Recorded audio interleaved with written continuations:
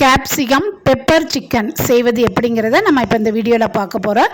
அதுக்கு சுத்தம் பண்ணி வச்சுருக்க சிக்கன் கூட மஞ்சத்தூள், உப்பு, சிக்கன் மசாலா, வத்தப்பொடி, அரை எலுமிச்சப்பழச்சாறு எல்லாத்தையும் போட்டு நல்லா கலந்து விட்டு ஒரு அரை மணி நேரம் ஊற வச்சுக்கிடலாம். இப்போ பெருஞ்சீரகம், பட்டை, கிராம்பு, ஏலக்காய், கசகசா எல்லாத்தையும் வறுத்து பொடி பண்ணி எடுத்து வச்சுக்கலாம். இப்போ ஒரு பாத்திரத்தில் எண்ணெய், தட்டுன இஞ்சி, பூண்டு எல்லாத்தையும் போட்டு கலந்து விட்டதுக்கப்புறமா பொடிசாக கட் பண்ண வெங்காயம், கொடமிளகாய் எல்லாத்தையும் போட்டு ஒரு 2 வதக்கு வதக்கிக்கிடலாம்.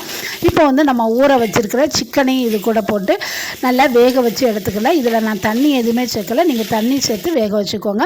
இப்போ வெந்ததுக்கப்புறமா 2 தக்காளி, அரைச்ச மசாலையிலேருந்து 1 ஸ்பூன் மிளகுத்தூள் எல்லாத்தையும் போட்டு நல்லா கலந்து விட்டதுக்கப்புறமா நம்ம கடைசியாக கொத்தமல்லி இலை தூவினா சுவையான கேப்சிகம் பெப்பர் சிக்கன் ரெடி ஆகிட்டு. கண்டிப்பாக நீங்களும் இந்த மாதிரி ட்ரை பண்ணி பாருங்கள்.